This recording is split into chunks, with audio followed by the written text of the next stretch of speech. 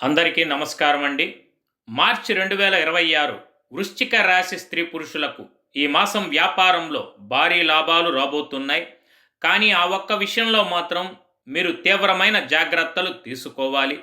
అలాగే ఒకే ఇంట్లో పంచగ్రహాల కలయిక మీ జీవితాన్ని ఎలా మార్చబోతోంది? ఆ రహస్యం ఏంటో తెలుసుకోవాలనుకుంటున్నారా? అయితే ఈ వీడియోని స్కిప్ చేయకుండా చివరి వరకు చూడండి. ఆదాయమైతే ఈ మాసం గణనీయంగా పెరుగుతుంది. చేయు వృత్తి వ్యాపారాలు రాణింపు ఉంటుంది. కోపం తగ్గి శాంతియుత వాతావరణంలోకి వస్తారు. ఆర్థికంగా పరిస్థితులు చక్కగా లాభించును. ఆకస్మిక ధనలాభము కలదు. మీ మాటకు సమాజంలో విలువ అధికమవుతుంది. మీ వ్యూహాలు ఫలించే అవకాశము అధికము. మీ శక్తి సామర్థ్యాలకు మంచి గుర్తింపు ఆదరణ లభిస్తాయి. నూతన పరిచయాల ద్వారా లాభాలు పొందుతారు. వ్యవహార జయము కలదు. పనులు చాలా వేగంగా పూర్తవుతుంది. స్వగృహాన్ని నిర్మించుకోవాలనే ఆలోచన మీలో వస్తుంది. ఈ రాశి విద్యార్థులు పరీక్షలు బాగా వ్రాస్తారు. మీ ఆస్తి పాస్తుల గురించి జరిగే కుటుంబ చర్చలలో అత్యంత మెలకువగా వ్యవహరించండి. వ్యాపారమునందు రావాల్సిన పాత బాకీలు వసూలవుతాయి. వ్యాపార పరంగా ధనయోగము కలదు. జాయింట్ వ్యాపార చర్చలు అంటే భాగస్వామ్య వ్యాపార చర్చలు కొనసాగుతాయి. మాస ద్వితీయార్థంలో మీ ఆర్థిక పరిస్థితి గణనీయంగా మెరుగుపడుతుంది. స్టాక్ మార్కెట్ నుంచి లాభాలను ఆర్జించడానికి ప్రత్యేక అవకాశాలు ఉంటాయి.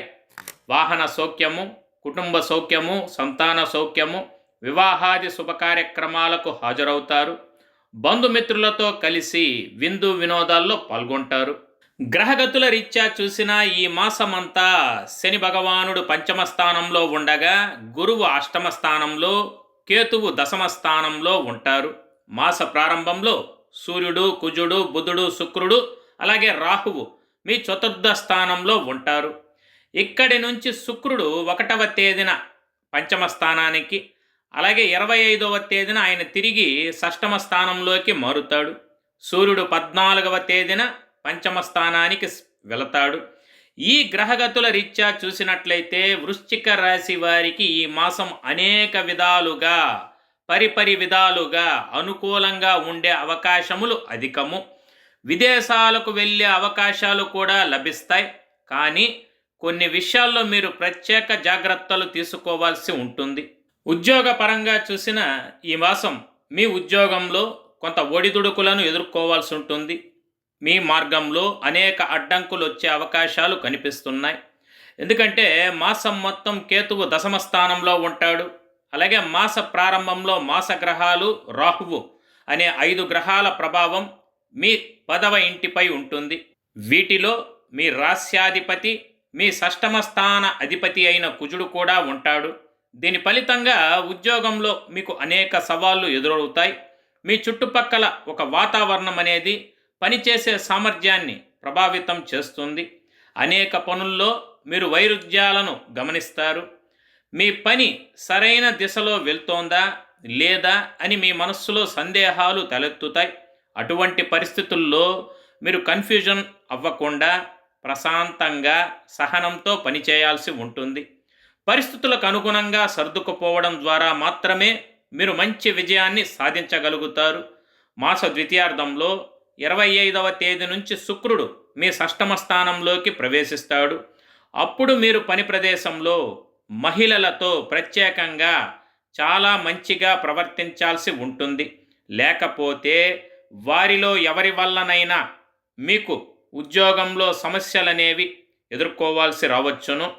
మీ సహోద్యోగులతో సత్ప్రవర్తన మీకు కార్యాలయంలో అంటే మీరు పనిచేసే చోట మంచి విజయాలను తెచ్చిపెడుతుంది. వ్యాపార పరంగా చూసినా వ్యాపారం చేసేవారికి ఈ మాసం అనుకూలంగా ఉంటుంది. మీరు గొప్ప విజయాలను సాధించవచ్చు. అది ఎలాగంటే సప్తమ స్థాన అధిపతి అయిన శుక్రుడు మాస ప్రారంభంలో చతుర్థంలో ఉంటాడు. 1వ తేదీ సాయంత్రం నుంచి ఆయన పంచమంలోకి మారి శనితో కలుస్తాడు.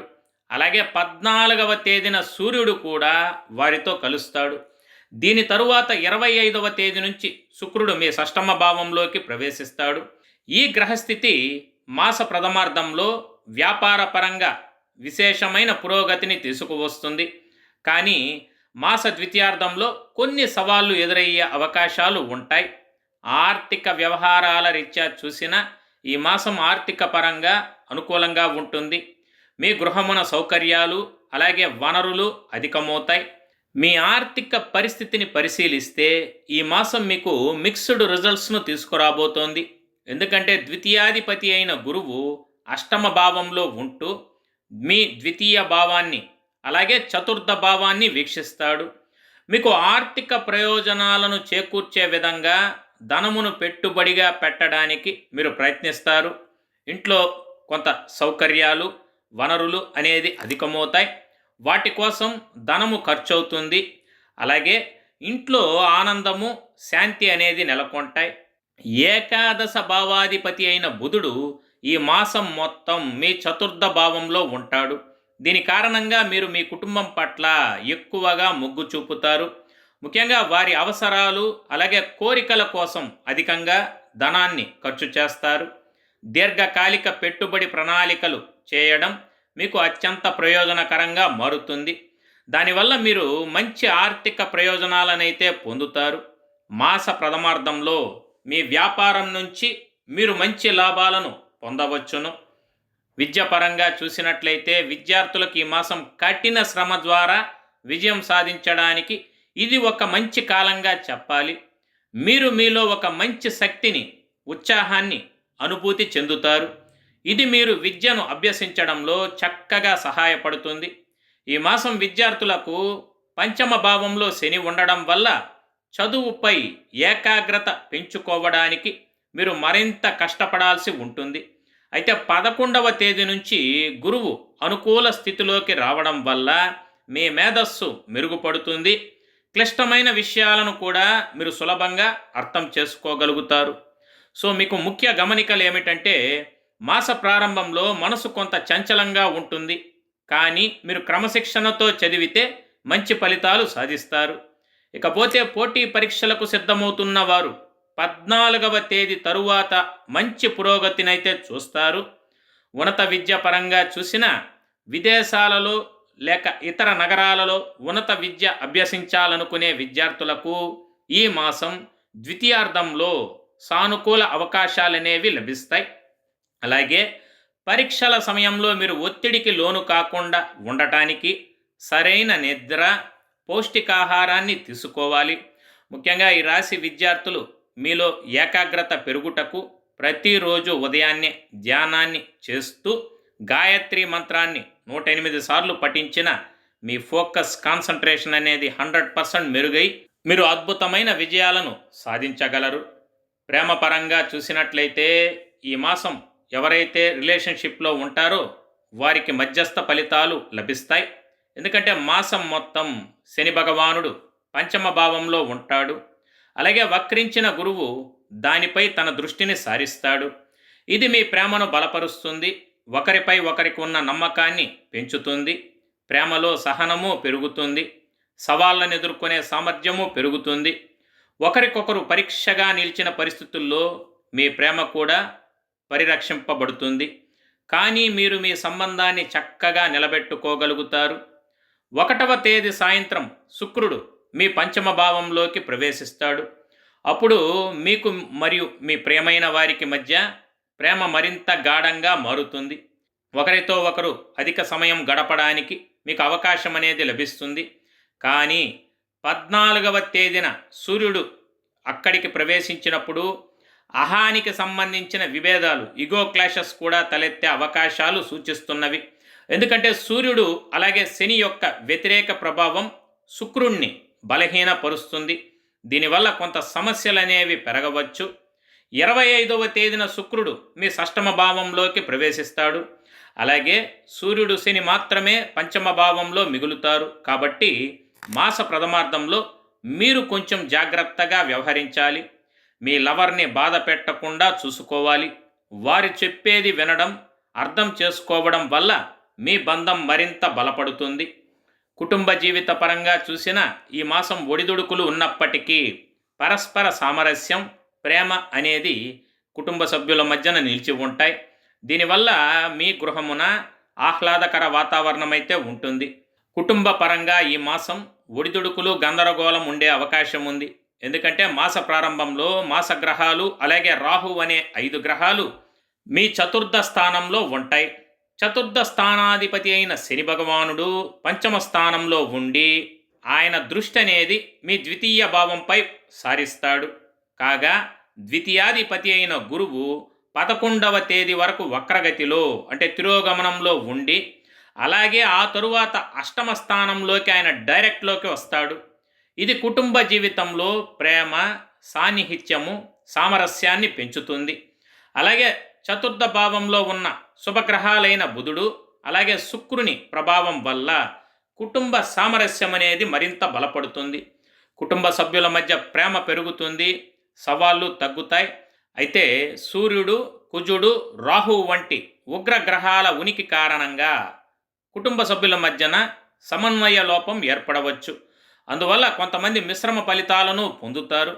కొన్నిసార్లు ఒకరిపై ఒకరు విమర్శలు, వ్యంగ్య అస్త్రాలు చేసుకోవచ్చు. ఇదే సమయం మరికొన్నిసార్లు ప్రేమను వ్యక్తపరిచే అవకాశము లభిస్తుంది. ముఖ్యంగా ఈ రాశివారు మీ తల్లిగారి ఆరోగ్యం గురించి ఆందోళన చెందే అవకాశం ఉంది.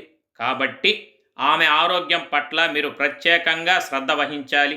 11వ తేదీ నుంచి గురువు వక్రత్యాగం చెంది డైరెక్ట్గా సంచరించడం ప్రారంభించడంతో కుటుంబ జీవితంలో ప్రేమ అనేది పెరుగుతుంది. మీ కుటుంబ సభ్యులు అలాగే పెద్దల ఆశీర్వాదాలు, ప్రేమను మీరు పొందుతారు. మీ తోబుట్టువులతో మీ సంబంధాలు మరింత మధురంగా మారతాయి.